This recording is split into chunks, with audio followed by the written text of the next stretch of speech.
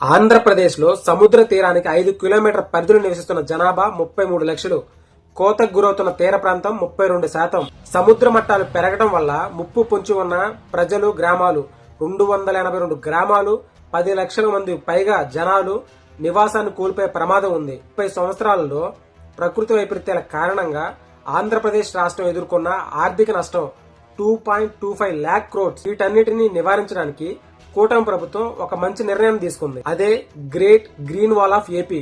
ఇందులో సముద్రంకి 5 కిలోమీటర్ పరిధిలో 3 జోన్లుగా విభజించి అనేక రకాలైన వృక్షాలు నాటి కోతకు గురవకుండా, వరదలు వచ్చినప్పుడు ఏమన్నా తుఫాన్ల కారణంగా తీర ప్రాంతం కొట్టుకుపోకుండా ఇవి అడ్డుకుంటాయి. దీన్ని 3 జోన్లుగా విభజిస్తారు. మొదటి జోన్ సముద్రం వైపు ఉన్న అంచు.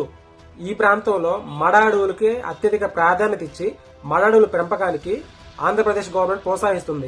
జోన్ 2 కాలువ గట్లపై పెద్ద వృక్షాలు, రహదారులపై ఇరువైపులా భారీ వృక్షాలు పెంచే యోచన. జోన్ 3 ఆగ్రో ఫారెస్ట్రీ కింద సాగు చేస్తారు. ఇది ప్రజల భాగస్వామ్యంతో ఎత్తున మొక్కలు పెంచే ప్రోగ్రాం. ఈ ప్రోగ్రాం మీద మీ అభిప్రాయాన్ని కామెంట్ రూపంలో తెలియజేయండి. Thank you for watching.